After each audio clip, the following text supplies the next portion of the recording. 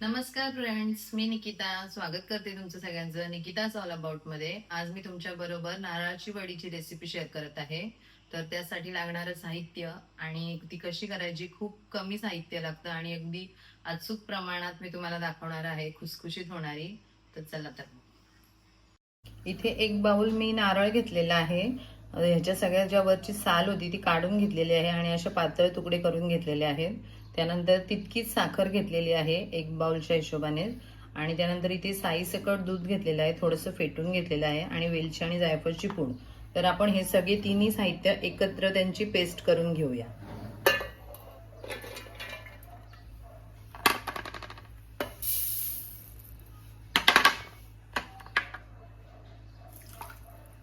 आता याची fine paste करून घेऊया आणि आता याला छान हलवून घ्यायचं. आता इथून पुढे आपल्याला सतत ढवळत राहायचंय, अजिबात खाली चिकटता कामा नये, नाहीतर मग ती आपली वडी आहे ना ती चांगली नाही होणार. आणि अशी खुसखुशीत वडी होण्यासाठी सतत हलवायला लागेल आणि गॅस अगदी मंद आचेवर ठेवायला लागेल, तेव्हाच आपली परफेक्ट खोबऱ्याची वडी तयार होईल. तुम्ही बघू शकता हे मिश्रण मी एक 5 मिनिटे सतत हलवत राहिलेली आहे आणि आता ते घट्ट व्हायला सुरुवात झालेली आहे.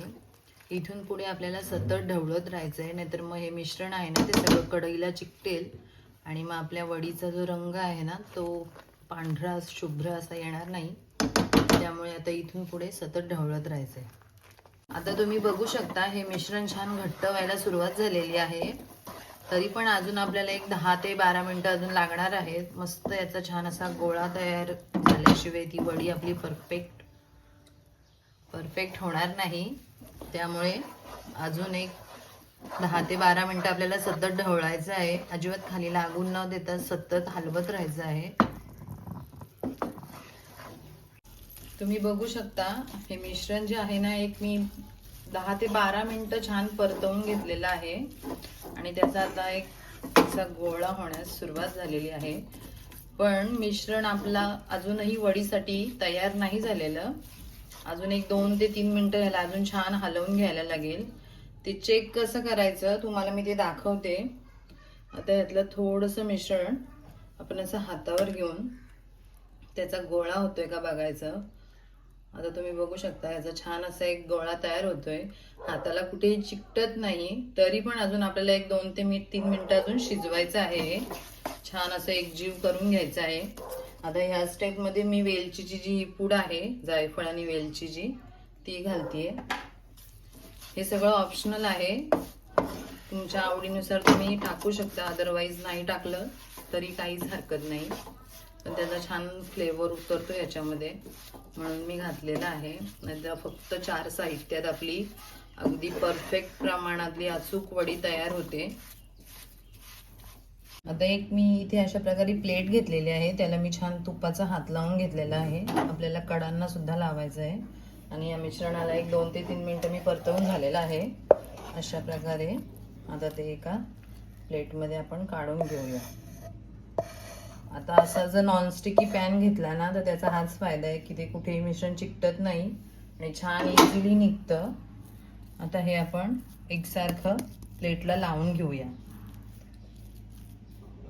तुम्ही बघू शकता आपलं हे जे मिश्रण आहे ना एकदम मस्त झालेलं आहे, कारण कुठेही या स्पॅच्युलाला हे जे मिश्रण चिकटत नाहीये, याचा अर्थ आपली वडी एकदम परफेक्ट झालेली आहे. आता थोडं आपण ह्याला एक 20 ते 25 मिनिटे थंड होऊन देऊया आणि मग वड्या पाडून घेऊया त्याच्या छान. तुम्ही बघू शकता ही छान वडी आपली सेट झालेली आहे. तुम्हाला हवी असेल तर तुम्ही अजून जाडसर तिला थापून घेऊ शकता. आता त्यावर थोडे हे पिस्त्याचे काप आहेत, ते मी डेकोरेशनसाठी म्हणून घालते त्याच्यावरती, कारण खूप असे दिसायला सुंदर दिसतात. बाकी हे सगळं ऑप्शनल आहे, तुम्हाला जर नसेल आवडत तुम्ही नाही घातलं तरी काहीच हरकत नाही. आणि इथे हे केशरचं दूध आहे, ते पण मी याच्यावरती असं लावून घेते सगळीकडं.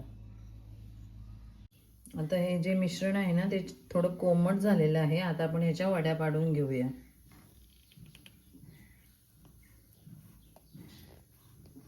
तुम्हाला हवेत तशा आकाराच्या तुम्ही वड्या पाडून घ्या. तुम्ही बघू शकता आता या वड्यांना छान मी कट केलेले आहेत. आता हे आम्ही सगळ्या एक एक करून काढून घेते आणि त्यांची प्लेटिंग करून घेते. तुम्ही बघू शकता आपल्या वड्या छान तयार झालेल्या आहेत. अगदी कमी साहित्यात तयार होतात आणि मस्त खुसखुशीत अशा. मी सांगितलेलं ते अचूक प्रमाण आहे. तुम्ही तशा एकदा करून बघा आणि मला पण नक्की कळवा कशा झाल्यात त्या. आता आपण त्याची टेस्ट करून बघूया. ये विराज.